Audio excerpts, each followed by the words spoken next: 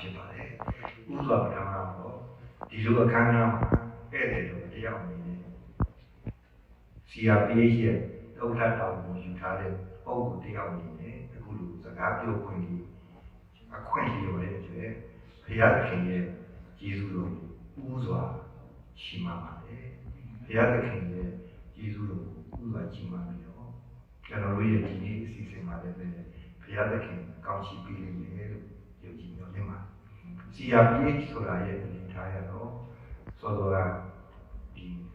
president ပြောသွားတယ်ပဲမမျောလင့်သို့မဟုတ်မျောလင့်ထားပြီးတဲ့အတိုင်းပဲမြန်မာနိုင်ငံရဲ့အဆိုးဆုံးအခြေအနေကိုရောက်ခဲ့တဲ့2021ခုနှစ်ဖေဖော်ဝါရီလ1ရက်နေ့အာဏာသိမ်းခဲ့တဲ့ဖြစ်စဉ်ကစပါတယ်လို့ကျွန်တော်တို့ဒီလိုပဲပြောလို့ရပါတယ်အဲ့ဒီနေ့မှာဆိုရင်ကျွန်တော်ပြည်တော်စုလွှတ်တော်ကြီးပထမဆုံးစတင်ပြီးအစည်းအဝေးလုပ်မှဖြစ်တဲ့အတွက်ကြောင့်ရွေးကောက်ခံလွှတ်တော်ကိုယ်စားလှယ်တွေအားလုံးလွှတ်တော်ကိုယ်စားလှယ်ဆိုင်ရာအတိအမှပြုမှာစာပဲစာတမ်းတွေအကုန်လုံးအချက်လက်တွေပြီးတော့အဲ့ဒီနေ့မနေ့ကမှလွှတ်တော်တက်ရမယ့်အခြေအနေမျိုးမှာလည်းအာဏာသိမ်းမှာဖြစ်ပါပါတယ်အဲ့လိုဖြစ်သွားတဲ့အခါမှာကျွန်တော်တို့ဒီလွှတ်တော်ထဲမှာရှိတဲ့လွှတ်တော်ကိုယ်စားလှယ်ချက်ချင်းပဲကျွန်တော်တိုင်းရင်းသားလွှတ်တော်ကိုယ်စားလှယ်တွေနဲ့ကျွန်တော်တို့တွေ့ကြပါတယ်အဲ့တော့ကျွန်တော်လွှတ်တော်ကိုယ်စားလှယ်တွေကကြံ့ခိုင်ရေးပါတီကလွဲရင်ကျန်တဲ့ပါတီအားလုံးကစီစဉ်မှာနေကြတာဖြစ်ပါတယ်အဲ့တော့စီစဉ်မှာကျွန်တော်တို့ရှိနေကြတယ်တိုင်းရင်းသားလွှတ်တော်ကိုယ်စားလှယ်တွေအပါအဝင်ကျွန်တော်တို့လူသားဒီမိုကရေစီဖွဲ့ချုပ်ရဲ့လွှတ်တော်ကိုယ်စားလှယ်တွေချက်ချင်းကျွန်တော်တို့စီစဉ်ထိုင်ကြပါတယ်အားလုံးကြံကောင်းတယ်လို့ဆိုနေကြပါတယ်အဲ့လိုလက်တော်အခိုက်အတန့်ဖြစ်တဲ့အခါကျတော့တိုင်းရင်းသားလွတ်တော်ကိုယ်စားလှယ်များကသူတို့ရဲ့မိခင်ကျွန်တော်ပါတီတွေနဲ့ညီနိုင်တိုင်ပင်ဆောင်ရွက်ရတာလည်းအဆင်သင့်မဖြစ်သေးတဲ့အတွက်ကြောင့်အများပြန်သွားပြီးတော့ညီနိုင်တိုင်ပင်ဆောင်ရွက်သွားကြမယ်လို့ဖြစ်ပါတယ်အဲ့ဒီခါမှာကျွန်တော်ကြန့်ရှိနေတဲ့ကျွန်တော်အများစုတွေဖြစ်နေတဲ့မြို့သားဒီမိုကရေစီဖွဲ့ချုပ်ကလွတ်တော်ကိုယ်စားလှယ်တွေကတော့ဒီတိုင်းထားလို့တော့မသိတော့ဘူးတနည်းအားဖြင့်အချုပ်ချာအာဏာရဲ့မူလပိုင်ရှင်ပေးထားတဲ့တာဝန်တွေကိုလွယ်လွယ်ဒီလိုချေဖျက်ပြလိုက်တာတော့လက်ခံမသိဘူးဆိုပြီးတော့ပထမဦးဆုံးလွှတ်တော်ကိုစားပြုကော်မတီကိုဖွဲ့ပြီးကြ9ရက်နေ့မှာစပြီးတော့ဖွဲ့ပေးတာဖြစ်ပါတယ်။အဲ့ဒီကနေစပြီးတော့တကယ်တော်လှန်ရေးကိုစတဲ့အခါမှာရွေးကောက်ခံလွှတ်တော်ကိုယ်စားလှယ်တွေနဲ့တွားလို့မရဘူး။တကယ်တမ်းပြည်သူလူထုကိုစားပြုနေကြတဲ့တိုင်းရင်းသားအင်အားစုတွေတိုင်းရင်းသားလက်နက်ကိုင်အင်အားစုတွေကျွန်တော်တို့အဲ့ဒီနောက်ပိုင်းမှာဆိုရင်တပိတ်အင်အားစုတွေ CTM အင်အားစုတွေအားလုံးပူးပေါင်းပါဝင်ပြီးတော့ဒီကနေ့အပြောင်းလဲကအရင်တော့ကပြည်စည်းတဲ့ပြောသွားတယ်တကယ်တော့ဖြစ်တိုက်တဲ့လမ်းကြောင်းပေါ်မှာရောက်အောင်တော့မျိုးဆက်တိတ်တိနဲ့ဆောင်ရွက်ဖို့လိုပြီလို့ကျွန်တော်တို့ခံယူပြီးတော့စီစဉ်ဆောင်ရွက်ခဲ့တာဖြစ်ပါတယ် CRPH ကအဲ့ဒီအပေါ်မှာဖြစ်ပါတယ်အဲ့ဒီနောက်ပိုင်းမှာကျတော့ကျွန်တော်တို့ CRPH ကနေပြီးတော့ဒီကနေ့အမျိုးသားညီညွတ်ရေးအစိုးရတော်ခေါ်တဲ့ဒီဝန်ကြီးတို့ဝန်ကြီးပါပါအဲ့ဒီထဲမှာကျွန်တော်တို့တိုင်းနာတော်လှန်ရေးအင်အားစုတွေကကိုယ်စားလှယ်တွေမှာခေါ်ပြီးတော့ CRPH ကနေပြီးတော့အဲ့ဒီမှာတော့ပထမဆုံး institution တွေနဲ့တော့ CRPH ပဲရှိခဲ့ပါတယ်အဲ့တော့ CRPH ကနေပြီးတော့ NUCC ဆိုတဲ့ကျွန်တော်တို့အမျိုးသားညီညွတ်ရေးတိုင်းနိုင်ငံကောင်စီကိုပေါ်ဆောင်တယ်အမျိုးသားညီညွတ်ရေးတိုင်းနိုင်ငံကောင်စီရဲ့သဘောတူညီချက်တွေကျွန်တော်တို့2008ဖွဲ့စည်းပုံအခြေခံဥပဒေကို CRPH ကပဲဖြစ်တယ်ပြီးရင်ကျွန်တော်တို့ Federal အခုကျွန်တော်တို့ Charter ကိုကျွန်တော်ရေးဆွဲပြီးတဲ့အခါမှာအခုအမျိုးသားညီညွတ်ရေးအစိုးရဖွဲ့စပြီးတော့ဆောင်ရွက်ခဲ့တာဖြစ်ပါတယ် CRPH ရဲ့အခမ်းအနားကတော့အဲ့ဒီလူစီစဉ်ဆောင်ရွက်ပြီးတဲ့အခါမှာလွှတ်တော်ပိုင်းဆိုင်ရာအနေထားနဲ့ပဲကျွန်တော်တို့ရပ်ပြီးတော့ဆောင်ရွက်ပြီးတဲ့အနေထားတွေမှာရှိပါတယ်ဒါ CRPH ရဲ့သဘောပါအဲ့ဒါပါဆိုတော့ဘိုင်းမှာတော့ကျွန်တော်တို့ပါတီတစ်ခုပဲပါပါတယ်နောက်ပိုင်းမှာဆိုတော့တိုင်းရင်းသားပါတီ၃ခုကလည်းပူးပေါင်းပါဝင်လာတာဖြစ်တဲ့အတွက်ကြောင့်မို့လို့တိုင်းရင်းသားပါတီ၃ခုနဲ့အမျိုးသားဒီမိုကရေစီဖွဲ့ချုပ်နဲ့ပူးပေါင်းပြီးတော့ CRPH မှာကျွန်တော်ဆောင်ရွက်နေတာဖြစ်ပါတယ်ဒါပြင်ကြံတဲ့လူဘာလို့မပါနိုင်လဲလို့နေတဲ့အခါအားလုံးသိတဲ့အတိုင်းပါပေါ်ပေါက်လာတဲ့အနေအထားတွေဖိနှိပ်မှုတွေရဲ့အခြေအနေမျိုးမှာအကြောင်းကြောင့်ငဲ့ကွက်ပြီးထည့်သွင်းစဉ်းစားရတဲ့ကိစ္စတွေရှိပါတယ်။တခါတည်းအကုန်လုံးတစ်ပြည့်တည်းပူပေါင်းပါဝင်နိုင်တဲ့အခြေအနေမရှိပါဘူး။ဒါမှမဟုတ်တောင်းတိုင်းကနေပြီးတော့စစ်အာဏာရှင်စနစ်နဲ့စစ်အာဏာရှင်ရဲ့အုပ်ချုပ်မှုနဲ့အာဏာသိမ်းမှုကိုတော့ကျွန်တော်လည်းတွေ့ပြီးတော့ပူပေါင်းဆောင်ရွက်နေတာဒီနေ့အခြေအနေကြီးပဲရှိပါတယ်။အဲ့ CRPH ရဲ့အခမ်းအနားအနေနဲ့လည်းပဲအခုကျွန်တော်တိုင်းရင်းသားအင်အားစုတွေနဲ့7လို့ခေါ်တဲ့ကျွန်တော်တို့ကချင်ကရင်ဒီချင်းအဖွဲ့နဲ့ CRPH နဲ့အခုNUG ရဲ့နောက်ပြီးတော့ NLD ပါတီဖြစ်တဲ့ CWC ရဲ့လည်းကျွန်တော်တို့ ဆွေးနွေးညှိနှိုင်းမှုတွေစဉ်ဆက်မပြတ်ဆောင်ရွက်နေဖြစ်ပါတယ်ခုနက President ပြောသွားသလိုပဲမြန်မာနိုင်ငံရဲ့တမိုင်းကနှစ်ပေါင်း80ကျော်အတွင်းမှာစိတ်ချမ်းသာမှုတကယ်ရှိခဲ့တယ်လို့ပြောလို့မရပါဘူး။တန်တရားတွေအများကြီးရှိပါတယ်။ဒါမှမဟုတ်ဒီကနေ့ခေတ်ကာလမှာထူးခြားတဲ့သုံးခုကိုကျွန်တော်တွေ့ပါတယ်။အဲ့ဒါနံပါတ်1ချက်ကဘာလဲဆိုတော့ဒီကနေ့ကာလမျိုးဆက်အရင်လုံးက1948ခုနှစ်1958ခုနှစ်စတဲ့အနေအထားမျိုးဆက်မတူတော့ဘူးလို့ကျွန်တော်မြင်ပါတယ်။နောက်ဒုတိယချက်ကတော်လှန်ရေးရဲ့အသွင်သဏ္ဍာန်အများကြီးပြောင်းလဲသွားတယ်လို့မြင်ပါတယ်ဒီကနေ့ပြည်သူတွေကိုလည်းငါဥဆောင်ဖြစ်ပါတယ်အထူးသဖြင့်ဒီဒေါ်လာရေးကြီးမှာခုန President ပြောတော်သလိုပဲရှင်းပြောရင်လူမင်းနဲ့စတော့ဒေါ်လာရေးတာဒီနေ့ချင်းအမျိုးသားများရေးဒေတာဖြစ်ပါတယ်ဒါတမိုင်းမှာချီဖြတ်လို့ရတဲ့ကိစ္စဖြစ်ပါတယ်ဒီကနေ့ချင်းကိုရှိတယ်ပဲချင်းဟာဒီနေ့စစ်ကောင်စီရဲ့အုပ်ချုပ်မှုတွေမရှိတဲ့လောက်ဖြစ်နေပြီလို့ပြောလို့ရပါတယ်ဒါကြောင့်ချင်းအမျိုးသားများရဲ့တကယ်တော့ပထမဦးဆုံးပင်လုံညီလာခံမှာပါဝင်တဲ့အခြေအနေစပြီးတော့ဘယ်တော့အခါကမှနိုင်ငံရဲ့တမိုင်းကြောင်းမှာနောက်ချန်နေခဲ့တာနောက်ပြန်နေခဲ့တာမရှိဘူးဆိုတာတမိုင်းအချက်တွေဖြစ်တော့တယ်ကျွန်တော်တို့အတိအမှပြထားပါတယ်အလေးအမြတ်ပြပါတယ်အခုလက်ရှိအနေထားမျိုးမှာဆိုရင်လည်း CCI ရဲ့ဒီနေ့ဆောင်ရွက်နေတဲ့အခြေအနေမျိုးကိုကျွန်တော်တို့ကောင်းကောင်း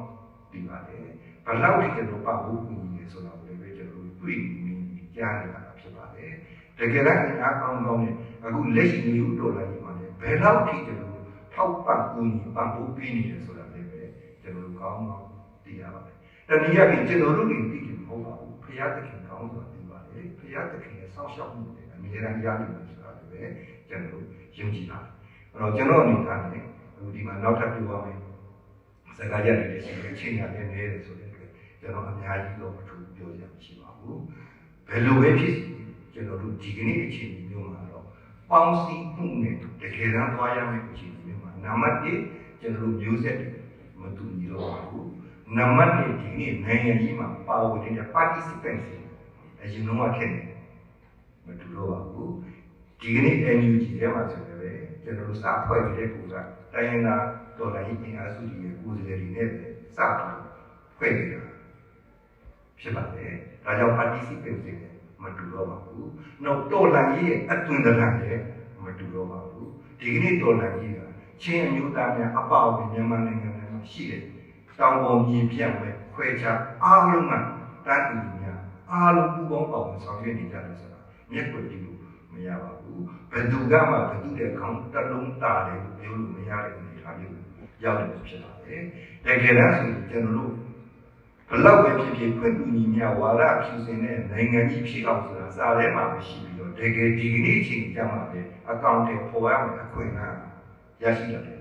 မြင်ပါတယ်စိန်ခေါ်မှုတွေနဲ့အတူအခွင့်အရေးတွေပေါ်လာတယ်လို့မြင်ပါတယ်ဒီအခွင့်အရေးတွေမှာကျွန်တော်တို့ကတယောက်နဲ့တယောက်ယုံကြည်မှုရှိနဲ့တကယ်တမ်းတာဝန်တည်တည်တာဝန်ရှိနဲ့ပူပေါင်းဆောင်ရွက်သွားမယ်ဆိုရင်ဒီကနေ့လူတော်တိုင်းကမုတ်ချအောင်မြင်မယ်မြင်ပါတယ်အခုဒီမှာရှိတဲ့ပရိသတ်တွေအတူ live development တာဖြစ်တဲ့အတွက်ကြောင့်ဒီမှာကြားနေတဲ့ပုံတွေနေတာဒီကနေ့ကာလကိုဖြစ်နေကျွန်တော်တို့ငကိုတွေကရှိခဲ့တဲ့နိုင်ငံရေးစိတ်ဓာတ် president ကပြောသွားလို့ပါနိုင်ငံရေးဆိုတာလူများခိုင်းလို့လုပ်ရတာမဟုတ်ပါဘူးနိုင်ငံရေးကိုဘာကြောင့်လုပ်ကြတာလဲ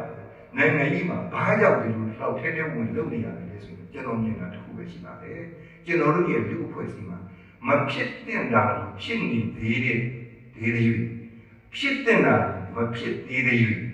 အဲ့ဒီကိုအချက်လက်တွေကိုသိပြီးတော့ပရဟိတစိတ်အများစိတ်တကယ်တော့ unity ရဲ့စိတ်ဓာတ်ကိုရှိနေတဲ့အင်အားစုမှာပါဝင်တဲ့ပုဂ္ဂိုလ်တိုင်းဟာဒါကြောင့်နိုင်ငံရေးကိုကိုယ်တိုင်ကိုယ်ကြစီစဉ်ဆောင်ရွက်နေတယ်လူများခိုင်းလို့ဆောင်ရွက်နေတာမဟုတ်ဘူးကိုယ်ပိုင်စိတ်ဓာတ်နဲ့ဆောင်ရွက်နေကြတာဖြစ်တဲ့အတွက်လာယာတွေမတူကြဘူးလည်းပဲဒီကနေ့လာယာတူမဲ့ခေတ်သမိုင်းကိုပူပေါင်းပါဝင်ဆောင်ရွက်ပြီးတော့ဖူးဖြစ်နိုင်တဲ့တွေ့ကြုံမှုဖြစ်ပါလိမ့်မယ်လို့ယုံကြည်မျိုးလေးမှကြောင့်ပြောကြရင်ဒီကုန်းချုပ်ပါတယ်အားလုံးသိကြပါတယ်ဒါ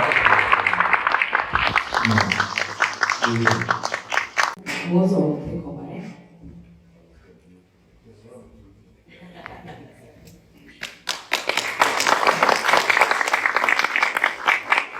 ဟုတ်ကဲ့ကျွန်တော်လည်းအတက်နဲ့ဆုံး7မိနစ်တွင်ရအောင်ပြောပါမယ် ကျွန်တော်တို့အခုပေါ့နော်ကျွန်တော်အနေနဲ့ဆိုလို့ရှိရင်တော့ Indiana Police ကိုရောက်လာတာဒါစတုထအချိန်ပေါ့လေစတုထအချိန်ရောက်တာဖြစ်ပါတယ်ဒီရောက်တိုင်းကျွန်တော်အနေနဲ့ပေါ့နော်ဒီ community တွေနဲ့တွေ့ဆုံခဲ့တာရှိတယ်ပေါ့လေအဲ့တော့ CCI ဆိုတာလည်းဒါကျွန်တော်နဲ့တစိမ့်ဖို့ပေါ့နော်ပြောမယ်ဆိုလို့ရှိရင်ပြီးခဲ့တဲ့တစ်ခေါက်ကျွန်တော်နဲ့အတူကျွန်တော်ဝင်ကြီးဒေါ်စင်မအောင်လာတော့မှဆိုလို့ရှိရင်အတူတူပေါ့နော်ဒါလောက်ပြီးတဲ့အခါကျတော့ချင်းအမျိုးသားတွေလို့တဲ့ CCI ကလည်းကျင်းပမှုပြုပြီးတော့ကျင်းပတဲ့ချင်းမျိုးသားတွေမှာလည်းကျွန်တော်တို့ပေါ့နော်ဒါအဲ့ဒီမှာဆိုလို့ရှိရင်ဝင်ကြီးဒေါ်စင်မအောင်ရဲ့ schedule တော်တော်လေးတော့tight ဖြစ်တယ်ပေါ့လေဒါပေမဲ့လို့လည်းကျွန်တော်ဒီမှာရောက်လာပြီးတော့ဒီ CCI နဲ့လည်းတွေ့ဆုံခဲ့တယ်နောက်တစ်ခါကျွန်တော်တို့ဒီချင်းမျိုးသားတွေနဲ့လည်းတွေ့ဆုံခဲ့ရတာရှိတယ်ပေါ့နော်အဲ့မှာတိုက်ဆိုင်ပဲကျွန်တော်တို့အဲ့ဒီအခမ်းအနားကိုလာတက်တယ်ပေါ့နော်ဒီ Senator Todd Young နဲ့ကျွန်တော်တို့တွေ့ဆုံပေါ့နော်လို့ဆက်စကားပြောပြီးရခဲ့တယ်ပေါ့နော်အဲ့ဒါလည်း CCI နဲ့ပြီးတော့စီစဉ်ပေးတာဖြစ်ပါတယ်အဲ့တော့ကျွန်တော်ဒါကဒီ CCI နဲ့အတူတူပေါ့လေCDC US Chin Baptist Churches USA နဲ့လည်းဆက်သွယ်ရှိတယ်အဲ့ဒီကဆက်ပေါ် CCI နဲ့ဆက်သွယ်ရှိပြီးတော့အခုလိုဒီလိုမျိုးဆိုကိုရောက်လာပြီးတော့ဒီလိုခန်းနာတွေကိုတက်နိုင်တာပေါ့လေနောက်တစ်ခါဒီမတိုင်ခင်မှာလည်းကျွန်တော်ချင်း New Year ချင်း New Year ဆိုလို့ရှိရင်ဒီမပေါ့ဒီဘောမရီနာမှာလည်းကျွန်တော်တက်ခွင့်ရခဲ့တာရှိတယ်နောက်တစ်ခါမှတ်မိမှာတော့ဒီကျွန်တော်တို့ဒီတမရာရုံးနဲ့ပြောရဆိုလို့ရှိရင်အခုကျော်စောလာဒုံလာဆိုလို့ရှိရင်ကျွန်တော်တို့ဒီဘက် Indiana Police မှာရောက်ဖြစ်တယ်အခုတိုင်းပဲ Baltimore မှာ charge လုပ်မှာအခုလိုပဲကျွန်တော်တို့ဒီ chain community ကနေပေါ့နော်ကျွန်တော်တို့တွေ့ဆုံပြီးတော့စကားပြောနေတယ်ဒါပြီးလုပ်ခဲ့ဖြစ်တယ်ပေါ့နော်အဲ့တော့ကျွန်တော်ပြောချင်တာကတော့CCI နဲ့ကျွန်တော်တို့လည်းအများနဲ့ပေါ့နော်ဆက်သွယ်ဆောင်ရွက်တာရှိပါတယ်အဲ့တော့အခုလိုပေါ့နော်ဒါကျွန်တော်ထင်ပါတယ်ဒါ CCI မူဆောင်အတက်ကတော့ကျွန်တော်တွေ့ခွင့်ရတယ်အဲ့ဒီကျွန်တော် congratulations ပါဒီမူဆောင်အတက်ကိုတွေ့ရတယ်အများကြီးပန်းတာလည်းအများကြီးလည်းဂုဏ်ယူပါလို့ဆိုတော့ကျွန်တော်ပြောချင်တယ်နောက်တစ်ခါဒီမှာတက်ရောက်လာကြတဲ့သူတွေနောက်တစ်ခါဒီ online တက်ရောက်နေတဲ့သူတွေအားလုံးကိုလည်းပေါ့နော်ဒါတွေ့ရတဲ့မှန်တာလည်းကျေးဇူးလည်းအများကြီးတင်နေဆိုတော့ထပ်ဆင့်ပြီးကျွန်တော်ဒီနေ့ပြောချင်ပါတယ်အဲ့တော့ကျွန်တော်တို့အခုဒေါ်လာနဲ့ပတ်သက်ပြီးတော့ခုနကကျွန်တော်ဒီ CCI ရဲ့ president လည်းပြောသွားတယ်ပေါ့နော်ဒီမျိုးဒေါ်လာကြီးဆိုအောင်လို့သိတဲ့အတိုင်းပဲကျွန်တော်တို့ရဲ့ဒေါ်လာကြီးအသွင်ကိုပြောင်းတဲ့အခါမှာလည်းနဲ့တိုင်းဒီပြီးတော့ပေါ့နော်လှူရှားမှုတွေစပြီးဆောင်ရွက်တာဒါချင်းမျိုးသားတွေစပြီးပြောလို့ရတယ်ပေါ့နော်ဒါသိတဲ့အတိုင်းတူမီတနက်နဲ့တူမီကိုမှရှိတဲ့လက်နဲ့တူမီတို့လက်နဲ့မျိုးနဲ့ဒီကလေးမျိုးလိုနေရာမျိုးကစတင်ပြီးတော့ဆောင်ရွက်တဲ့အခါအခုကဒီချင်းတိုင်းသားများရဲ့ဒေါ်လာရေးချင်ဟာပေါ့နော်အစစ်တစ်ခုရောက်လာပြီးပြောပြတာပေါ့နော်အဲ့တော့ကျွန်တော်တို့ဒီကနေ့ဆိုကနေလည်းဆိုလို့ရှိရင်ချင်းတိုင်းသားများနဲ့ကပေါ့နော်ပြည်ပတိုင်းမှာနေကြတဲ့ဆက်ဆံရေးမဟာမိတ်ဆက်ဆံရေးရှိတယ်လို့ပြောလို့ရပါတယ်ဒီချင်းနဲ့ CNF National National Front ဆိုလို့ရှိရင်ကျွန်တော်တို့နဲ့ကMOU လို့လက်မှတ်ထိုးပြီးတော့ကျွန်တော်တို့ပုံစံနဲ့လည်းကိုယ်စီဖြစ်တယ်လို့ပဲICNCC လို့ခေါ်တဲ့ဒီဂျာကာလာချင်းမျိုးသားအတိုင်းအမြင်ကောင်းစီပေါ့လေဒါအားလုံးဒီတဲ့တိုင်ပါပဲဒီဂျာကာလာချင်းမျိုးသားအတိုင်းအမြင်ကောင်းစီနဲ့ဆိုလို့ရှိရင်ကျွန်တော်တို့မျိုးသားဒီမျိုးဆိုတာနဲ့ကပူပေါင်းဆောင်မှုရှိတယ်ခုနကျွန်တော်တို့ CRPH ဥက္ကဋ္ဌကြီးပြောသွားတယ်ပေါ့နော်ဒီကျွန်တော် CRPH ကတစ်စိတ်ကျွန်တော်တို့ဖွဲ့စည်းပြီးတဲ့အခါမှာမျိုးသားဒီမျိုးရဲ့အတိုင်းအမြင်ကောင်းစီမျိုးသားဒီမျိုးရဲ့အတိုင်းအမြင်ကောင်းစီပေါ်ပေါက်လာတဲ့အခါမှာလည်းကျွန်တော်တို့ကဒီခုန ICNCC ချင်းမျိုးသားလည်းဂျာကာလာချင်းမျိုးသားလည်းကောင်းစီနဲ့အဲ့ဒီမှာပူပေါင်းဆောင်မှုတွေရှိခဲ့ပါတယ်အဲ့တော့ကျွန်တော်တို့ကဒီခုနကျွန်တော် CCI ဒီ president ပြောတဲ့တမိုင်းဆောင်ကျွန်တော်တို့ရဲ့ပူပေါင်းဆောင်မှုတွေပေါ့နော်ဒီပြည်လုံးနောက်စပြီးတဲ့အခါကျတော့ဒီဘက်ပေါ်လေးကျွန်တော်တို့နောက်ဆုံးပြောမယ်ဆိုရင်တော့ဒီမျိုးတော်နိုင်ခါလာရောက်တဲ့ဒီကျွန်တော်တို့မှာပုံစံမျိုးစုံနဲ့ပူပေါင်းဆောင်မှုတွေရှိတယ်လို့ပဲအခုဒီကာလပြည့်အရေးကြီးတဲ့ကာလရောက်တဲ့အခါမှာလည်းကျွန်တော်တို့ဟာပေါ့ဒီလမ်းမျိုးစုံနဲ့အတွင်းလမ်းမျိုးစုံနဲ့ပူပေါင်းဆောင်မှုတွေညီနိုင်ဆောင်မှုရှိနေတယ်လို့ကျွန်တော်တော့ပြောချင်တယ်ပေါ့နော်အဲ့ဒီမှာအရေးကြီးတဲ့ဒီပူပေါင်းဆောင်မှုတွေအရေးကြီးတဲ့ဒီကျွန်တော်တို့ဂျာထဲမှာရှိတဲ့တူညီတဲ့လုပ်ငန်းတွေပေါ့နော်ဒါဆိုလို့ရှိရင်ကျွန်တော် CCI president နဲ့ပြောသွားတဲ့အခါမှာလည်းပါတယ်ကျွန်တော်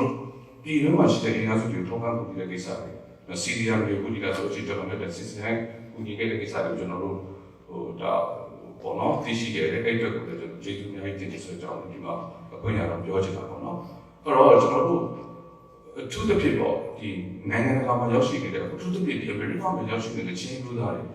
အချုပ်ပြပြောမှဆိုဒီပြည်နယ်ပေါ့အိန္ဒိယပြည်နယ်အချုပ်ပြပြောမှဆိုအိန္ဒိယ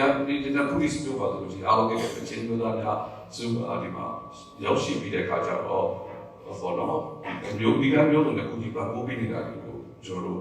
တို့သိရတယ်အဲ့ဒီမှာတစ်ခါထပ်ပြီးတော့ကျွန်တော်အနေနဲ့ကျေးဇူးတင်တာပြောချင်တယ်ဒါက president ပြောတဲ့ခါမှာလည်းပါတယ်ဒီဘာမှအဲ့ဒီနဲ့ပတ်သက်တဲ့ကိစ္စနော်ဒါပုံမှန်နဲ့ပြောမှဆိုလို့ရှိရင်ဒီ American နိုင်ငံရေးကိုအားလုံးသိတဲ့ဒီဘဲဆန္ဒရှင်များရဲ့အခန်းကဏ္ဍကအင်မတန်အရေးကြီးပါတယ်အဲ့တော့ဒီဘဲဆန္ဒရှင် constituent ပေါ့နော်ဘဲဆန္ဒရှင်များရဲ့ဒီအားနဲ့ပေါ့လေဒီသက်ဆိုင်ရာဒီလွှတ်တော်ကိုယ်စားလှယ်များသက်ဆိုင်ရာစီနီတာများသူတို့ကိုပေါ့နော်တိုက်တွန်းအားပေးတဲ့ခါကျတော့နောက်ဆုံးဒီဘာမှအဲ့ဆိုတော့ NDA ကို National Defense Authorization Act မှာဒါပူပေါင်းပြီးတော့ဖြစ်ပေါ်လာတယ်ဖြစ်ပေါ်လာတဲ့နေရာမှာလည်းကျွန်တော်တို့ချင်းမျိုးသားများရဲ့အခန်းကဏ္ဍအင်မတန်အရေးကြီးပါတယ်အဲ့ပေါ့နော်ဒီချင်းမျိုးသားများရဲ့တိုက်တွန်းအဖွဲ့အစည်းများပေါ့နော်အဖွဲ့အစည်းကိုပြောတဲ့အခါမှာပုံပါပါတယ်ဒီ charge based အဖွဲ့အစည်းတွေပုံပါပြီးတော့ဘာလို့ပြီးဆောင်တဲ့အခါကိုလည်းဒါကျွန်တော်တို့အနေနဲ့ကောင်းစွာသိရှိပါတယ်အဲ့အတွက်ကြောင့်လည်းဒါကျေးဇူးတင်အောင်လည်းကျွန်တော်အနေနဲ့ထပ်မံပြီးတော့ပြောဆိုချင်ပါတယ်အဲ့တော့ကျွန်တော်တို့အခုကျွန်တော်တို့ရဲ့ဒေါ်လာရေးကတကယ်လည်းပြောမှအခုကတော့ကျွန်တော်တို့ချင်းမျိုးသားများနဲ့ပတ်သက်ပြီးတော့ဒါထူးပြီးပြောလို့ဖြစ်တယ်ဒါပေမဲ့ဒီထဲမှာရောက်ရှိနေတဲ့သူတွေနောက်တစ်ခါဒီ online တွေပြီးတော့မှဘောနော်ကျွန်တော်တို့ရဲ့ service ကိုကြီးစုနေတဲ့သူတွေဒီထဲမှာချင်းမျိုးသားများတွေမကတော့အခြားသောဒီတိုင်းသားလူတွေအများကြီးပါဖြစ်ပါတယ်ဒါသိကြပါတယ်အဲ့တော့ကျွန်တော်တို့ရဲ့အခုလူတော်တွေရတယ်အားလုံးသိတဲ့အတိုင်းပဲဒီအရှိခုတခုရောက်လာတဲ့အခါမှာကျွန်တော်အားလုံးပူပေါင်းပြီးတော့စူးစီးပြီးတော့ဆောင်ရွက်ဖို့ပို့ပြီးတော့ရည်ကြီးရတာဖြစ်ပါတယ်အဲ့တော့ကျွန်တော်တို့ဒီချင်းမျိုးသားများဒီမှာကတော့ကျွန်တော်တို့တခြားတိုင်းသားလူမျိုးများအားလုံးနဲ့ပူးပေါင်းဆောင်ရွက်မှုကဒါပေမဲ့အရေးကြီးတယ်ဆိုတော့ကျွန်တော်တို့လည်းနားလည်ပါတယ်အဲ့တော့ကျွန်တော်တို့ဘောတော့unfortunately ဒီလိုလာတဲ့အခု tema ဟောခုန president ပြောလို့ကျွန်တော်တို့ဒီကချင်နဲ့မတွေ့ရဘူးချင်းနဲ့မတွေ့ရဘူးဆိုတော့လည်းကျွန်တော်တို့မျိုးသမီးတွေဆိုရတယ်မှာတော့ပါပါတယ်မချင်းမျိုးသားတို့ကဒါပါပြန်လို့ဆက်အောင်ဆိုလို့ရှိရင်ဒါကန ICNC ပေါ်တော့ဒါကလည်းချင်းမျိုးသားတွေနဲ့ကောင်စီကိုပူဇော်ပြုပြီးတော့ပါဝင်လာရှိတယ်အဲဒီလိုပဲကချင်မျိုးသားနဲ့ပတ်သက်တဲ့ဆိုလို့ရှိရင်ကျွန်တော်တို့ရဲ့ယာယီသမရိုင်းကိုယ်တိုင်ကချင်မျိုးသားဖြစ်ပါတယ်ကျွန်တော်တို့ဝီဂျီချုပ်ဆိုလို့ရှိရင်ဒီမျိုးသားဖြစ်ပါတယ်စသဖြင့်ပေါ့နော်ကျွန်တော်တို့တိုင်းသားကျွတ်ဒေါက်တာဆာဆာဆိုလို့ရှိရင်ချင်မျိုးသားဖြစ်ပါတယ်ဆိုတော့အဲ့လိုပေါ့နော်ဒါနောက်ပါကျွန်တော်ဒါကျွန်တော်ဘာလဲရောက်လာတော့ပြောတာပေါ့နော်အဲ့တော့ဒီကျွန်တော်တို့မျိုးသားမျိုးတွေဆိုရင်အထဲမှာကိုပဲတိုင်းသားမျိုးအများကြီးပါဝင်ပါလေဆိုတော့ပြောချင်တယ်နောက်တစ်ခုကကျွန်တော်တို့အနေနဲ့ပေါ့နော်မျိုးသားမျိုးတွေဆိုရတယ်ပါဝင်တဲ့ငင်းကြီးတွေတွေးကြည့်တဲ့စင်ကျွန်တော်တို့တခြားသောလူမျိုးတွေတိုင်းသားလူမျိုးအားလုံးကိုလည်းထိတွေ့ပြီးတဲ့အခါကျတော့ကျွန်တော်တို့ဒီပေါ့နော်ကော်မတီတောင်တင်ကြပြတာရှိပါတယ်ဒီ Alliance Relations Committee ဆိုပြီးတော့ပေါ့နော်မာဗီမဆက်ဆံရေး committee ဆိုပြီးဖွဲ့ထားပြီးတဲ့အခါကျတော့အဲ့ဒီကော်မတီအစင်ပေါ့နော်ကျွန်တော်တယောက်ချင်းအစုဖွဲ့ရဖြစ်စီကော်မတီအလိုက်ဖြစ်စီကျွန်တော်တိုင်းသားလူမျိုးဒီအဖွဲ့အစည်းတွေဂျာကာတာတိုင်းနိုင်ငံကောင်စီတွေပေါ့နော်စရှိတဲ့အကုန်လုံးကိုကျွန်တော်တို့ထိတွေ့ပြီးတော့ကျွန်တော်တို့ညှိနှိုင်းပြီးဆောင်ရွက်တာရှိပါတယ်အဲ့တော့ကျွန်တော်တို့ပြောမယ်ဆိုလို့ရှိရင်တော့ဒီတိုင်းပြည်တွေမှာရှိတဲ့တိုင်းသားလူမျိုးကြီးတွေဖြစ်တဲ့ငယ်တွေဖြစ်စေငယ်တွေဖြစ်စေများတွေဖြစ်စေအားလုံးကိုကျွန်တော်တို့ reach out လုပ်ပြီးတော့ပေါ့နော်ကျွန်တော်တို့ကြောင်းအောင်ပြေဆုံးပြီးတဲ့အခါကျတော့လုံနိုင်တဲ့ပူပေါင်းဆောင်ရနိုင်တဲ့အဆင့်အတန်းမျိုးမျိုးပေါ့နော်တချို့တဲ့အခါကျတော့စီလီတဲ့ပူပေါင်းဆောင်ရနိုင်ရှိတယ်ချို့ကြတော့လည်းကျွန်တော်တို့ပေါ့နော်ဂျာကာရေးပြည်နိုင်ပေါ့နော်လူတိုင်းစာလာကိုဒီပေးစတဲ့လုပ်ငန်းဒီမှာပူပေါင်းဆောင်ရနေတာရှိတဲ့ကြောင်းပေါ့နော်အခုကျွန်တော်တို့ရဲ့အမျိုးသားမျိုးရေးဆိုရရဲ့ပေါ့နော်လုပ်ငန်းဟာကျွန်တော်တို့တက်အစိုးရတက်ပေါ့နော်CRH တက်နိုင်ငံရေးပါတီတက်ဘောနော်တိုင်းနိုင်ငံကောင်စီတက်တိုင်းနာတော်ရဲ့ပြည်တက်မဟုတ်တော့ဘဲနဲ့အားလုံးစုပေါင်းဆောင်ရနိုင်ဖို့အခင်းကြီးတစ်ခုလည်းကျွန်တော်တို့ပေါ်ဆောင်တယ်စူးစမ်းပြီးတဲ့ခါကျတော့အခုလက်ဆက်ပြီးတော့ပေါ့နော်အားလုံးစုပြီးတော့ဆောင်ရနိုင်ဖို့လည်းဆောင်ရတဲ့ရှိတယ်ဆိုတာမျိုးတော့ဒါပေါ့နော်ဒီစကားပါချင်တယ်ကျွန်တော်တို့ same ဖြစ်နေတာပေါ့Okay, alorsကျွန်တော်နောက်ပိုင်းပေါ့နော်ဒီမင်းမနဲ့အဖြေရှိတဲ့အခါကြားတယ်ဒါလည်းပုံပြီးတော့ဆွေးနွေးကြရတော့ရှိပါသေးတယ်ကျွန်တော်နိုင်ငံရေးဌာန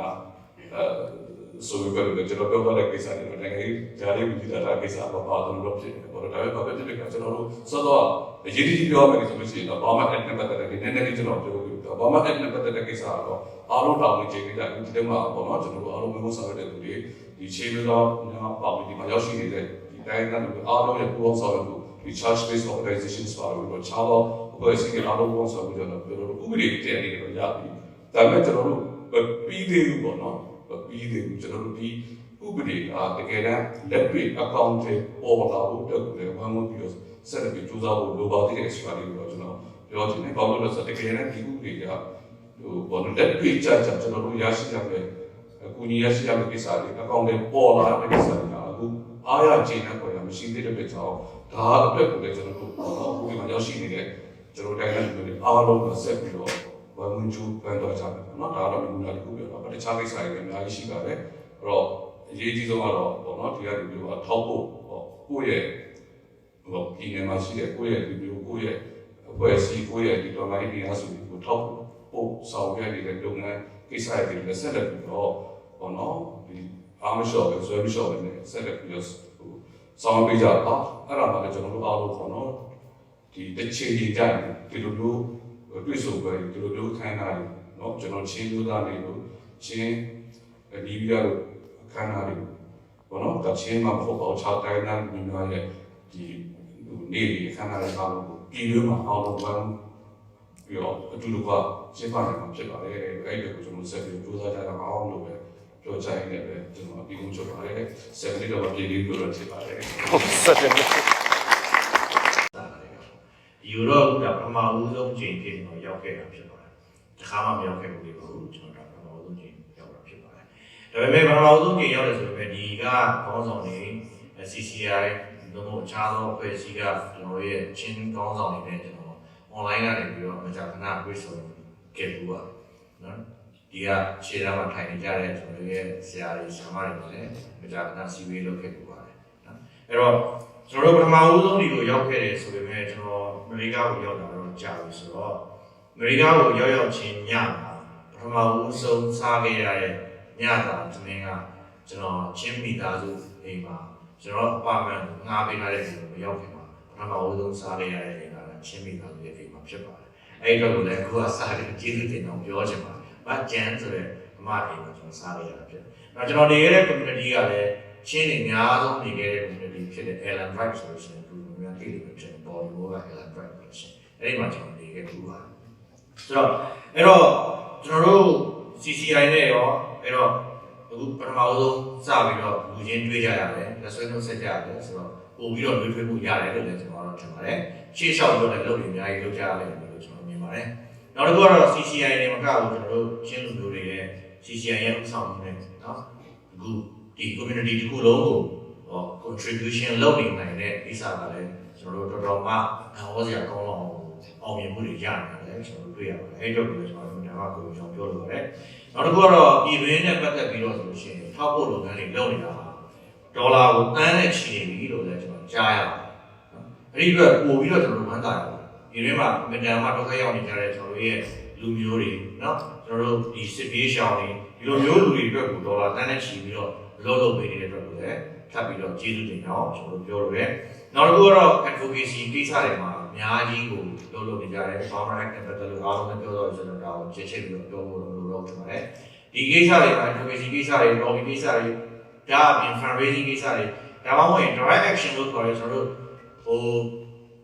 ဆန္ဒပြပွဲတွေမှာပါဝင်တဲ့ကိစ္စတွေနောက်ဆုံးဝါရှင်တန် DC မှာလာပြီးတော့ဆန္ဒပြပွဲလုပ်တဲ့အခါတွေမှာလည်းပဲအဝေးကြီးကနေလာပြီးတော့ support လာလုပ်ကြတယ်ပါဝင်ပြီးတော့ပူးပေါင်းပါဝင်ပေးကြတယ်အဲ့ဒီအတွက်ကိုကျွန်တော်တို့အမြဲတမ်းကျေးဇူးတင်အောင်ပြောလို့အထူးသဖြင့်ကျွန်တော်တို့8ရက်8လ2021ဒေါ်လာရေးစပြီးတော့4လ6လလောက်ကြာမှာကျွန်တော်တို့ကျင်းပခဲ့တဲ့ဝါရှင်တန် DC ပွဲမှာဆိုလို့ရှိရင်လူတွေအများကြီးတက်ခဲ့တယ်လူပေါင်း4000ကျော်5000လောက်တက်ခဲ့တဲ့ပွဲမှာကျွန်တော်တို့ချင်းလူတွေအများကြီးကပါဝင်ပြီးတော့အင်အားဖြည့်ခဲ့တယ်။ကျွန်တော်တို့ NUG ကိုထောက်ခံကြောင်းကျွန်တော်တို့ဒီမှာပြနိုင်ခဲ့တယ်။အများကြီးကိုအင်အားပြနိုင်ခဲ့တဲ့ပွဲတွေဖြစ်ခဲ့တဲ့အတွက်လည်းကျေးဇူးတင်ကြောင်းထပ်ပြောလိုပါတယ်။အဲ့တော့ကျွန်တော်ကတော့ IR မှာစပြီးတော့တောင်းရတဲ့အချိန်မှာဒေါက်တာဆဆာကတော့နော်ဒေါက်တာဆဆာလည်းပဲကျွန်တော်တို့ဒီ UN ရဲ့ကိုယ်စားလှယ်ဖြစ်နေအဲ့လိုမှာတောင်းယူခဲ့တယ်ဆိုတော့ဒေါက်တာဆဆာရဲ့တရရဲ့ကျွန်တော်တို့တောင်းယူခဲ့တဲ့ကာလလေးကစပြီးတော့ကျွန်တော်တို့ချင်း community နဲ့ ပြောလို့ခဲ့တာဖြစ်ပါတယ်အဲ့တော့အဲ့ဒီအချိန်ကနေစပြီးတော့လုံးလုံးကြပေးကြတာအခုဆိုလို့ရှိရင်တော်တော်လေးပြီးရောက်လာပြီကျွန်တော်တို့ကအားလုံးပြောသွားကြသလိုကျွန်တော်တို့ရဲ့ energy အစိုးရရောဒေါက်တာလျန်စကောင်းရှိမယ်ပြီးဒေါက်တာဆဆာရှိတယ်ပြီးရင်ကျွန်တော်တို့နိုင်ကြမောင်ရှိတယ်နော်ဆိုတော့ဒါတော့ဒုဝန်ကြီးအနေနဲ့တောင်းထားတာရှိတယ်အဲ့လိုပဲကျွန်တော်တို့အခုဒေါ်လာရေးကလက်နက်ကင်ပြီးတော့တိုက်တော့မယ်ဆိုတဲ့ဟာဒါအကုန်လုံးသိပြီးသားအခါလဲပြောပြီးသားမင်းတပ်ကနေစခဲ့တဲ့လက်နက်ကင်ဒေါ်လာရေးကအခုတော့ကျွန်တော်တို့ရဲ့ချင်းလူမျိုးတွေစီမှာလဲ drone တွေလည်းရောက်နေပြီဒီပညာတွေလည်းတော်တော်များဖွံ့ဖြိုးနေပြီလေရင်နဲ့လာပြီးတော့ချပေးနေတဲ့လက်နက်တွေကိုလည်းပဲနော် drone နဲ့ပြန်တိုက်ပြီးတော့အဲ့ဒီလက်နက်တွေကိုရန်သူကလာမယူခင်မှာလက်ဦးမှုယူပြီးတော့နော်အဲ့ဒီလက်နက်ကိုအပုံလိုက်ချပေးထားတဲ့လက်နက်ကို drone နဲ့တွားပြီးတော့ကျဲပြီးတော့အဲ့လက်နက်တွေကိုဖောက်ခွဲပစ်လိုက်နိုင်တဲ့အနေအထားတော့ရှိနေပြီထို့သူလာချပေးတဲ့လေရင်ကိုလည်းပဲနော်တနက်နဲ့နော် wifi နဲ့လှမ်းပစ်လိုက်လို့လေရင်ကဗီဒီယိုတွေတူတူနဲ့ထွက်သွားတာလေဒီချင်းပြည်နယ်ကပဲထို့သူတွေဒီချင်းတောင်ပေါ်တက်လာတဲ့နော်ကျွန်တော်တို့ဒီစစ်ကောင်စီရဲ့စစ်ရင်တန်းကိုအောင်ဝဲအလီဒီခံပြီးတော့နော်ဒီအမြောက်ပေါ်ကိုပါလေတင်ကားကိုပါဖျက်ဆီးလိုက်နိုင်တာလေကျွန်တော်တို့ချင်းပြည်နယ်ကသူရဲကောင်းတွေဖြစ်နေတယ်ထို့တူပဲကျွန်တော်တို့လူချင်းတွေ့ကြတဲ့လူချင်းတွေ့ခဲ့ကြဘူးတဲ့ချင်းတောင်းဆောင်တွေလည်းကျွန်တော်တို့ရှိတယ် CNF CDF အစရှိသဖြင့်ရှိတယ်လို့ကျွန်တော်နဲ့အတူတူကျွန်တော်မြန်မာပြည်မှာအလုံးလုံးစင်ကလေးကကျွန်တော်နဲ့အတူတူတွဲပြီးတော့လုံးလုံးခဲ့ဘူးတဲ့ကျွန်တော်ရဲ့တပည့်ဆိုလည်းမမအောင်ကျွန်တော်ရဲ့လုပ်ပေါ်ကိုင်ဆိုလည်းမမတဲ့ကျွန်တော်ရဲ့ညီလေးတယောက်က CDF ရဲ့ပြန်ကြားရေးတောင်းဖြစ်နေတဲ့စလိုင်းရောမန်ဆိုတာသူသက်19နှစ်ကလေးကကျွန်တော်ကြောင်းမှာသူကစာသင်ပေးခဲ့ဘူးတဲ့ကျွန်တော်ရဲ့တပည့်လေးတယောက်အခုကရွရွချွန်ချွန်နဲ့ဒီဒေါ်လာရေးမှာပါလာခဲ့တယ်ဆိုတာကျွန်တော်အင်မတန်မှကုန်ယူမိတယ်ဆိုတာလည်းကျွန်တော်လည်းပြောလို့ထို့တူပဲကျွန်တော်တို့အခုဆိုလို့ရှိရင်ခုနက drone နည်းပညာတွေနောက်တစ်ခါဒီ drone တွေကဒီလိုမျိုးစစ်ကောင်စီရဲ့ကျွန်တော်တို့ဒီဂျမ်မာတွေကိုကြော်သွားဖို့အတွက်ဆိုတာတွေကိုလည်းပဲကျွန်တော်တို့ဒီချင်းပြည်နယ်မှာရှိနေတဲ့အခု CNF CDF တို့နဲ့ပူးပေါင်းပြီးတော့ကျွန်တော်တို့ကဒီ drone တွေကိုဘယ်လိုမျိုးသူတို့ရဲ့ဂျမ်မာတွေသူတို့ရဲ့တားဆီးကိုကြော်ဖြတ်ရမလဲဆိုတာကိုကျွန်တော်တို့ရဲ့ဌာနနဲ့ပူးပေါင်းပြီးတော့လည်း development ကိစ္စတွေမှာကျွန်တော်တို့အများကြီး research and development မှာအကူအညီပေးဖို့လည်းသူတို့တူညီထားပါပြီကျွန်တော်တို့ဘက်ကနေပြီးတော့အဲ့ဒါကိုအကူအညီပေးဖို့အစဉ်သင်းရှိနေပါပြီအဲ့ဒါကိုလည်းကျွန်တော်တို့ဒီမှာဒီကချင်းမိသားစုတွေကို update ပေးကြပါတယ်ထို့တူပဲ communication နဲ့ပတ်သက်လို့လည်းကျွန်တော်တို့ internet ရရှိရေးအတွက်ကိုလည်းကျွန်တော်တို့ဆောင်ရွက်နေတာရှိပါပြီအရင်တော့ကလည်းကျွန်တော်တို့ဆရာတို့ဒိန်းကနေတစ်ဆင့်ကျွန်တော်တို့ထောက်ပံ့ပေးခဲ့မှုပါတယ်ဒါပေမဲ့ကုန်ကျစရိတ်အမှန်များတဲ့ခါကျတော့အဲ့ဒီဟာကိုကျွန်တော်တို့ကသူ့ထက်ပိုပြီးတော့စွမ်းဆောင်ရည်မြင်မာတဲ့ကုန်ကျစရိတ်ပိုပြီးတော့နည်းတဲ့เนาะဒီစနစ်တွေနဲ့အစားထိုးပြီးတော့ပေးဖို့ကိုလည်းကျွန်တော်တို့စီမံထားတာတွေလည်းရှိနေပါပြီလို့ကျွန်တော်ကတော့ update ပေးနေပဲဒီကုန်းချုပ်ပါတယ်ကျေးဇူးပါခင်ဗျာ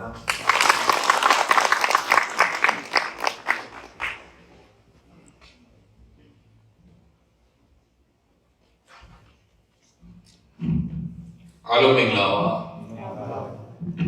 ကျွန်တော်မိနစ်20ရကျွန်တော်ဝေကြီးဌာနနှစ်ခုမလို့20ယူလို့ပြောတော့ကျွန်တော်20ယူပြီးပြောမှာဖြစ်တယ်ဆိုတော့ဒီနေ့ဒီနေ့ဟိုဒီအင်ဒီယားနာမှာအခုလိုချင်း community နဲ့ပေါ့နော်ဒီ church တွေ့ခွင့်ရအောင်စီစဉ်ပေးတဲ့ခုလိုမျိုးအားလုံးစီစဉ်တွေကိုလုပ်ပေးတဲ့ CCI ဥက္ကဋ္ဌကြီးနဲ့ကွာဒီပွဲဝင်တွေအားလုံးကျွန်တော်ဒီမှာ member တွေအားလုံးကျွန်တော်ကျေးဇူးတင်ပါတယ်။နောက်အခုလိုမျိုးဟိုတွေ့ရတဲ့အတွက်လည်းအထူးပဲဝမ်းလဲတာပါတယ်။နောက်ကျွန်တော်တကယ်တော့ကျွန်တော်အရင်တုန်းက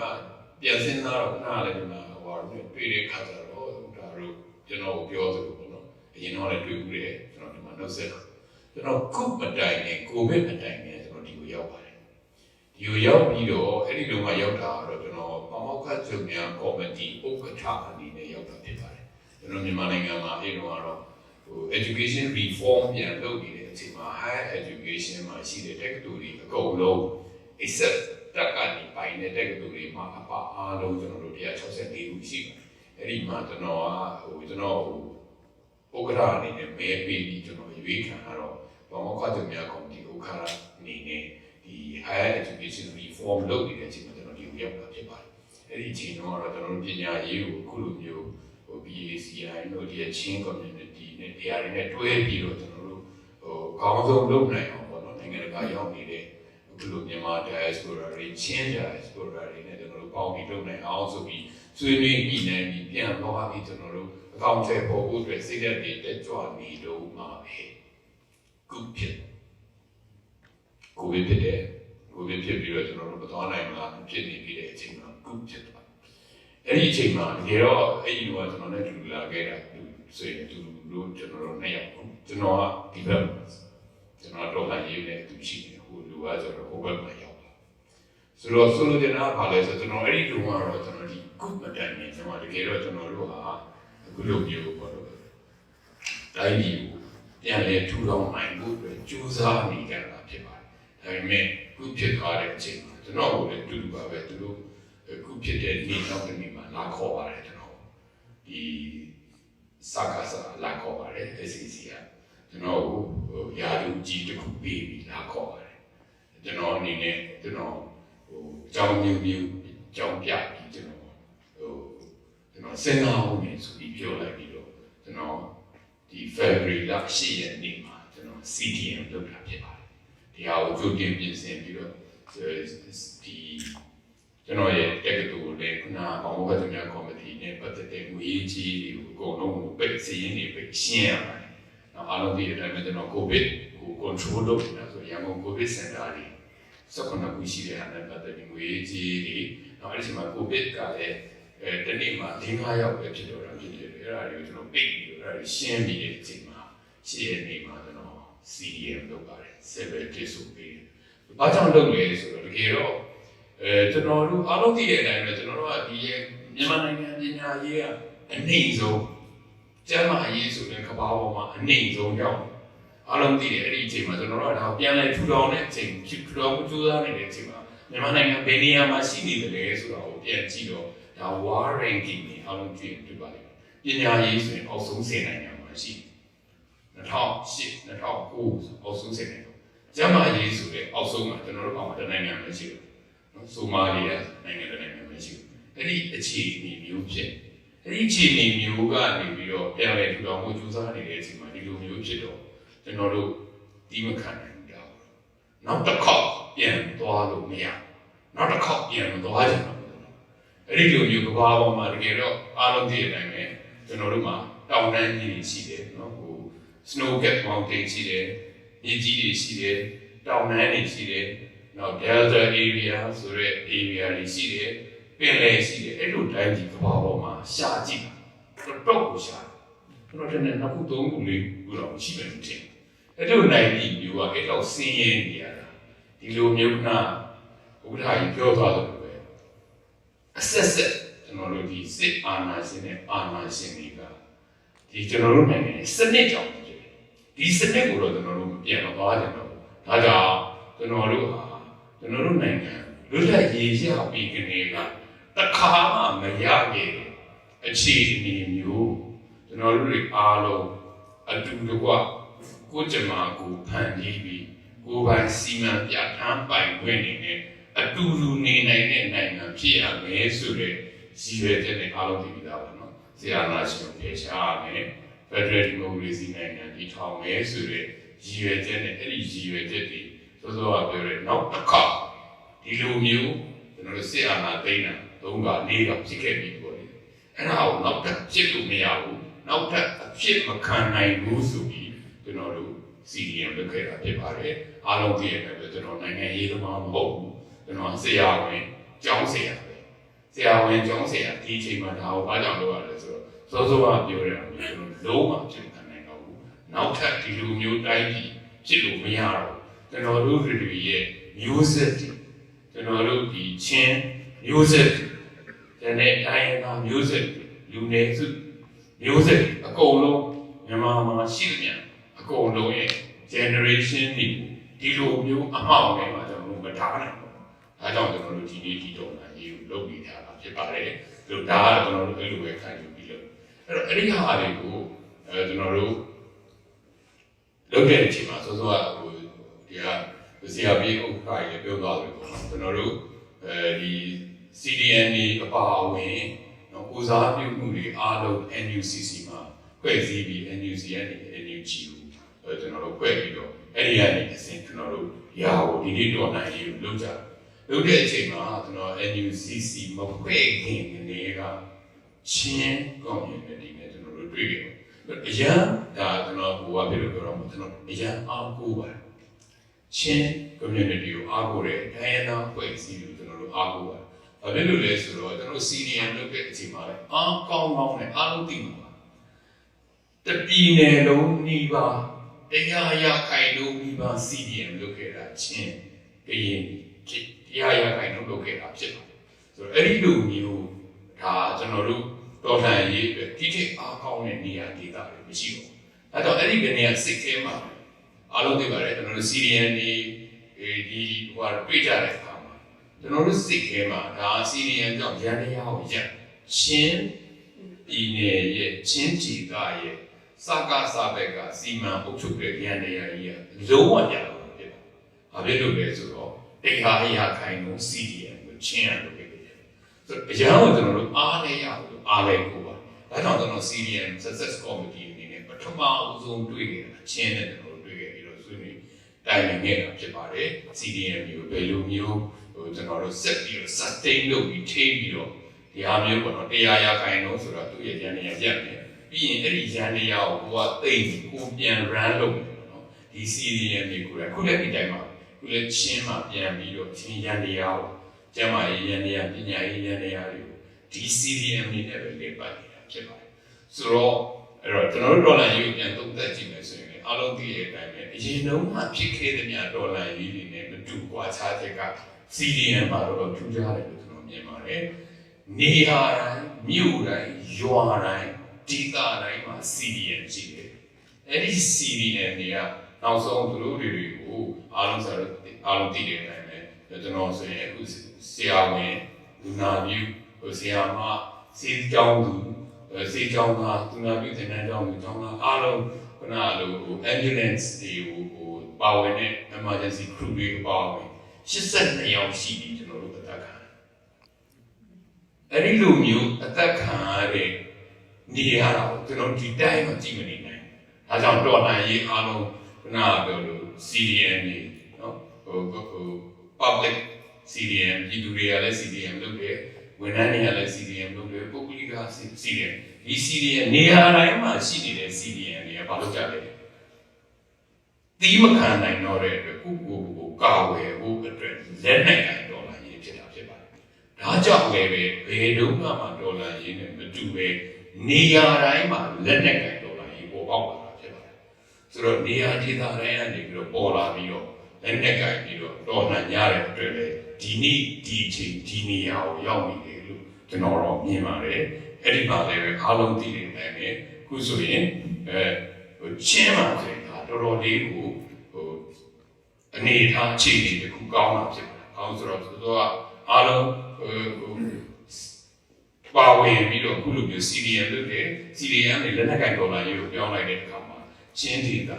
ဒါကိုခုဆိုရင်ကျွန်တော်ထင်ပါတယ်80ရာခိုင်နှုန်းလောက်ကိုပိုင်စိုးနေတာဖြစ်တယ်။ဒါတွေကိုစီမံခန့်ခွဲအုပ်ချုပ်နေတာဖြစ်တယ်။သောသောကပြောလို့ပဲအားလုံးလည်းပြောသွားပြီးပထမအဦးဆုံးတိုက်ပွဲ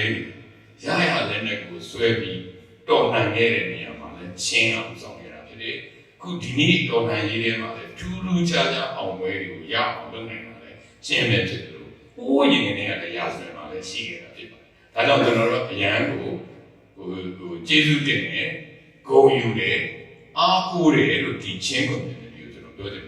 ဒါနဲ့မကပါဘူးကျွန်တော်တို့ခုနကလည်းအားလုံးပြောသွားတယ်ပြည်တွင်းနေမကဘူးပြည်ပမှာလည်းပဲအခုလိုဘာမှအဲ့လိုအမျိုးပေါ်လာဖို့အတွက်ဘယ်တုန်းကမှမရှိတဲ့အမေရိကန်နိုင်ငံရဲ့ဥပဒေတွေကိုမြန်မာပြည်အကြောင်းကိုထည့်လိုက်နေတာလေကျွန်တော်ဒီမှာဒီချင်း community ရဲ့ကျေးဇူးပါပဲဆိုတာကိုကျွန်တော်ပြောလို့အဲဒါကျွန်တော်တို့အနေနဲ့တကယ်တော့ဒီနေ့တော်လှန်ရေးနဲ့အတူတူကျွန်တော်တို့ချင်းလူမျိုးတွေချင်း community တွေနဲ့ဆောင်ရွက်နေကြတယ်အများကြီးပါဒါကြောင့်ကျွန်တော်တို့အဲ့ဒါကိုကြည့်မယ်ဆိုရင်တကယ်တော့ဒီနေ့မြန်မာနိုင်ငံခုနကလိုအားလုံးတူတူရှင်းသွဲနေတိုင်းမှုပေါ့နော်စစ်အာဏာရှင်ကိုပြတာ Federal Democracy ကိုနိုင်ငံကိုထူထောင်ဖို့အတွက်အသက်တီရောဘဝတွေရောပြီးပြီးတော့ အားလုံးသိရတယ်ပဲမြို့ဆိုမီးရှို့ခံရတယ်ရွာတွေမီးရှို့ခံရပြီးတော့ဒီလိုမျိုးတိုက်ပွဲဝင်နေတဲ့ချင်းလူမျိုးတွေအားလုံး community အားလုံးကျွန်တော်တို့တွေအထူးပဲလေးစားဂုဏ်ယူရဲဆိုတဲ့အကြောင်းလည်းကျွန်တော်ဒီနေရာမှာတစ်ခါတည်းကြုံလုံးကိုပြောချင်တယ်လို့ဆက်ပြီးတော့လည်းအတူတူလက်တွဲပြီးဒီတိုက်ပွဲကိုအဆုံးထိတိုက်သွားမယ်လို့လည်းကျွန်တော်အနေနဲ့လည်းအဓိဋ္ဌာန်ပြပါတယ်ကျွန်တော်ထင်ပါတယ်ချင်း community ကတော့ commitment ရှိပြီးသားနဲ့ဆက်သွားနေတာဖြစ်ပါတယ်ဒါကြောင့်ကျွန်တော်တို့ဒီတိုက်ပွဲကလည်းမကြခင်ဒီလိုမျိုးယုံကြည်ချက်တွေဒီလိုမျိုးဆွမ်းလို့ဆွမ်းသားမှုတွေဘဝတွေအသက်တွေပြီးမှုတွေနဲ့ကျွန်တော်တို့အနာဂတ်ကိုအကောင်းဆုံးဖန်တီးနိုင်ပြီးဒီဒေါ်လာရေးကိုအမြန်ဆုံးနဲ့အဆုံးသတ်နိုင်လိမ့်မယ်လို့ကျွန်တော်အောင်မြင်လာဆုံးသတ်နိုင်လိမ့်မယ်လို့အကျွမ်းမဲ့ကျွန်တော်ကတော့ယုံပါတယ်ကျွန်တော်ကတော့အမြဲတမ်း positive ဖြစ်လို့လားမသိဘူးကျွန်တော်တွေးပြီးတော့အမြဲတမ်းကျွန်တော်ယုံနေကျွန်တော်အလုပ်လုပ်ရင်လည်းအဲ့လိုမျိုးကျွန်တော်မနေ့ကလည်းပြောတယ် positive အတွေ့နဲ့ကျွန်တော်အလုပ်လုပ်ပြီးလုပ်ထားရှိပါတယ်ဒါလည်းအခုချိန်မှာသုံးသပ်ကြည့်နေဆိုရင်ကျွန်တော်တို့ strategy တွေအားလုံး၅ခုရှိတယ်အားလုံးသိပြီးသားပါနော်၅ခု၆ခုရှိရပါဘူးပြည်သူတွေရဲ့ပါဝင်မှုကဘယ်တော့မှမရုံးသွားပါဘူးကျွန်တော်ထင်ပါတယ်ဒီထဲမှာရှိနေတဲ့ဒေါ်လာရင်းနဲ့အတူတူရှိနေတဲ့လူတွေရဲ့စိတ်ကဘယ်တော့မှမပြောတဲ့အပြင်မနဲ့ပြန်လည်းရောမှာမဟုတ်ပါဘူးတစ်ပတ်ခါလည်းရောမှာမဟုတ်ပါဘူးဘယ်တော့မှမယုံဆိုတဲ့တိုင်ယုံကြည်ချက်တွေရရှိပြီးသားခံစားချက်တွေရရှိပြီးသားခံယူချက်တွေရရှိပြီးသားရင်နဲ့အမြနှလုံးနဲ့ရောအုံနောက်နဲ့ရောတိုက်ပွဲဝင်နေကြတာဖြစ်ပါတယ်ဘယ်လိုနည်းနဲ့မှအဲ့ဒီစိတ်တွေအဲ့ဒီခံယူချက်ပြောင်းသွားတယ်ကျွန်တော်ဆိုပြည်သူကလည်းမပြောင်းပါဘူးအဲ့တော့ကျွန်တော်တို့ပြည်သူတွေကလည်းပဲပထမနေ့ဒုတိယနေ့ဒီနှစ်ရှိတဲ့အချိန်မှာကျွန်တော် silent strike တွေလုပ်တိုင်းရာလုံးကြီးလုပ်နိုင်တယ်လို့အခုလိုမျိုးပါဝင်မှုတွေတောက်လျှောက်ရှိနေတာဖြစ်ပါတယ်အဲ့ဒါကျွန်တော်တို့အားလုံးရဲ့ဒီနေ့ဒေါ်လာရေးရဲ့ strategy လည်းဖြစ်တယ်လို့ဒီနေ့ဒေါ်လာရေးအဓိကခင်ကပြည်သူကတော့အမြဲတမ်းရှိဒါကြောင့်ဒီဒေါ်လာရေးနိုင်တယ်သူတို့နဲ့ပြည်သူကလုံးဝမရှိအဲ့ဒါအဓိကအကြောင်းရင်းကျွန်တော်တို့နိုင်နေမယ်ဖြစ်တယ်ကျွန်တော်မြင်တဲ့နောက်တစ်ကတော့ unity ပါကျွန်တော်တို့တွေဘာပဲဖြစ်ဖြစ်စောစောကပြောလို့ပေါ့နော်ကျွန်တော်တို့တိုင်းရင်းသားတွေနဲ့ကျွန်တော်တို့ဒီညီနောင်တွေနဲ့ကြားထဲမှာဒီအချိန်မှာတော့တည်ကြတယ်အဲ့နှစ်ခုကတော့တူတယ်တန်တာတွေပွဲစစ်အာဏာရှင်မရှိမှဖြစ်မယ်အာဏာရှင်မရှိမှဖြစ်မယ် Federal Democracy နိုင်ငံတည်ထောင်မှဖြစ်မယ်ဆိုအားလုံးတူညီကြအဲ့ဒီတူညီတဲ့ရည်ရွယ်ချက်တွေနဲ့ဒီတစ်ခါမှတိုက်ငါတို့မနိုင်နိုင်ဘူးဒီတစ်ခါတော့အပြီးရှင်းမှာအားလုံးယူကြည့်ကျွန်တော်တို့နဲ့ဆွေးနွေးတဲ့တိုင်းရင်းသားအဖွဲ့အစည်းတိုင်းအဲ့ဒီနှစ်ခုကတော့ယူကြည့်တယ်ဒီတစ်ခေါက်လည်းအပြတ်တိုက်ရတယ်ဆိုတော့အားလုံးယူကြည့်။ဘာလို့ဆိုတော့ဒီလောက်ပြည်သူပါဝင်မှုအင်အားနဲ့အားလုံးတွေရဲ့စီလိုညီညွတ်မှုအခုလိုဆုံးဖြတ်ချက်တွေနဲ့ဒီလိုမျိုးအခွင့်အရေးမျိုးနောက်ထပ်ကျွန်တော်တို့ရအောင်အဲ့ဒီအခွင့်အရေးကိုဒီနေ့မိရဆုတ်ကပ်ပြီးဒီတိုက်ပွဲကိုအဆုံးထိတိုက်မှလာတယ်ကျွန်တော်တို့လိုချင်တဲ့ Federal Democracy နိုင်ငံကိုရကျွန်တော်တို့ဒီအတူတူရှင်တွဲပြီးနေနိုင်တဲ့တိုင်းပြည်တစ်ခုကျွန်တော်တို့ကိုယ်တိုင်ဖန်တီးလို့ရတယ်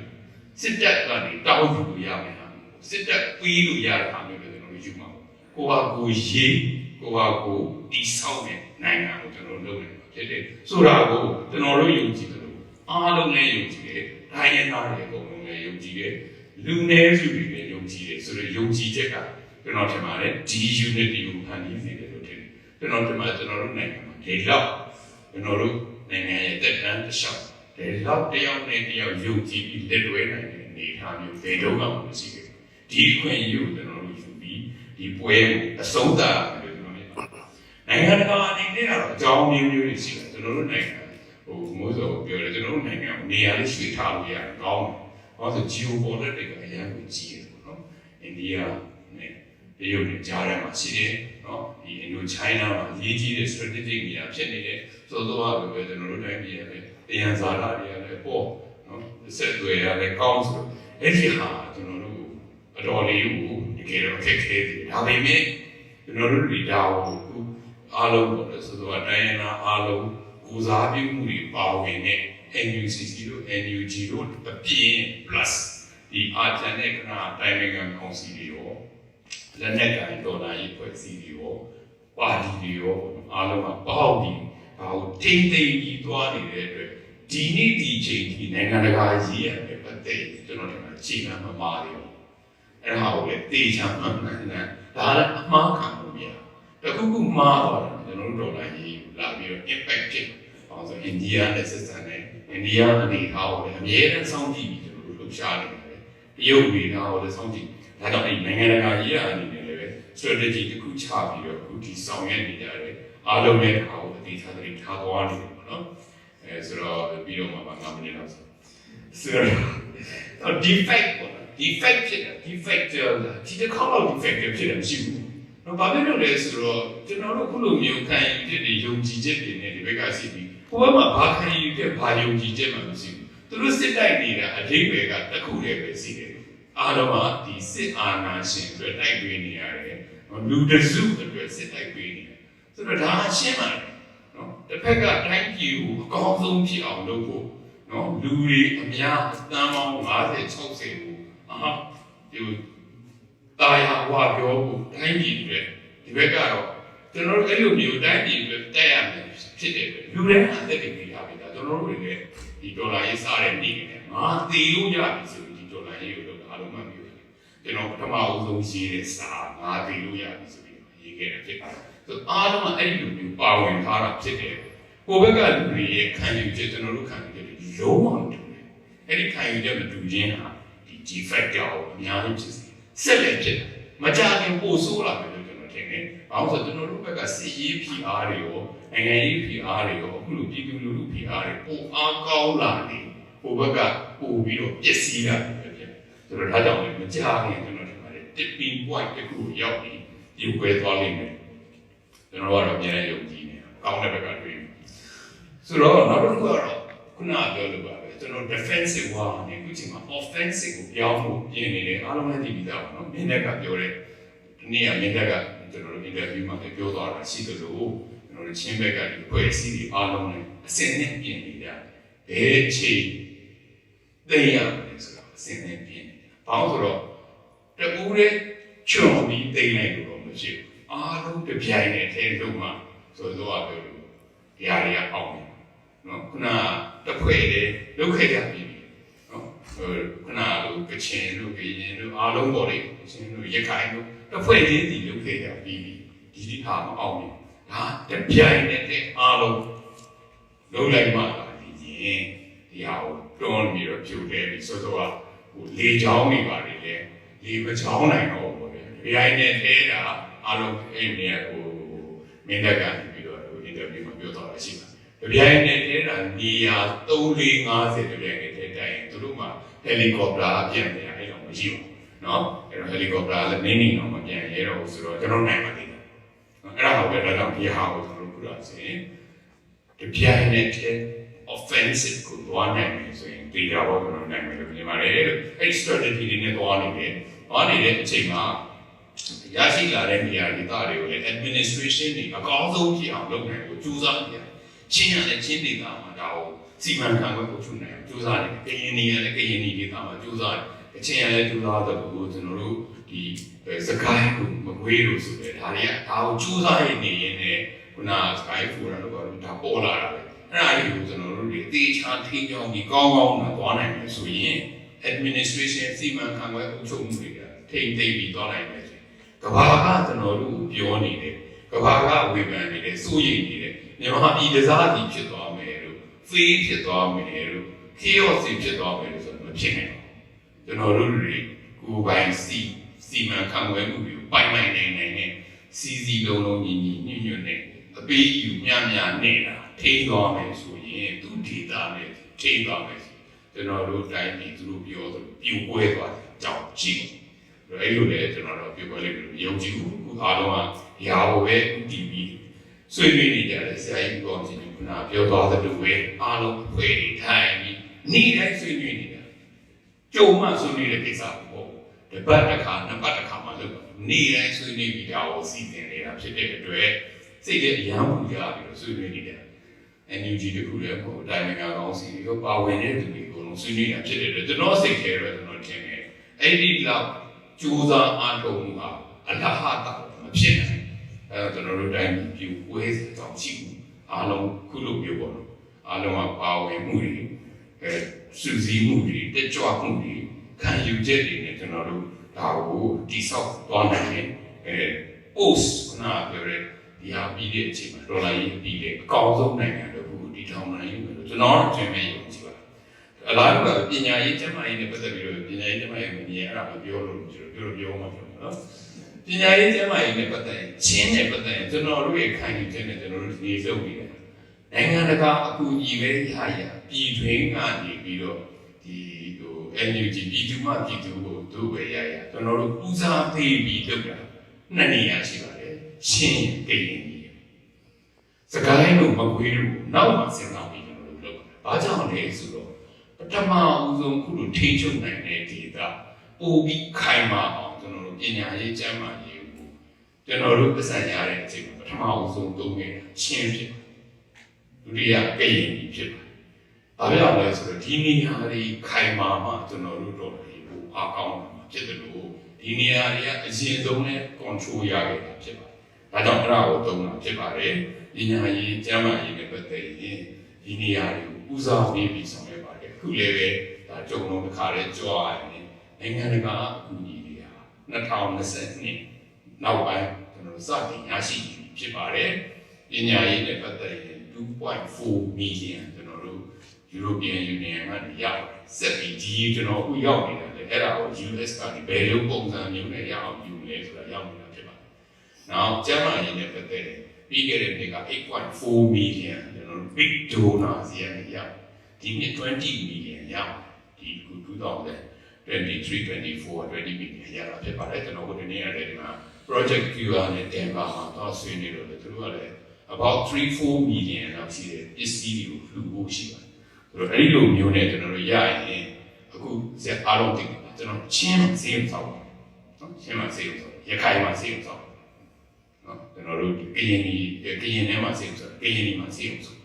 ကျွန်တော်တို့ဒီနေရာတွေကို strategic area တွေဖြစ်တဲ့အတွက်ဈေးရုံစောက်နေတယ် rehabilitation center တွေလုပ်နေပါတယ်လို့ကျွန်တော်အနေနဲ့ပြောရနေလို့ဆိုပါတယ်အခြေအနေစီတော့ကျေးဇူးတင်ပါတယ်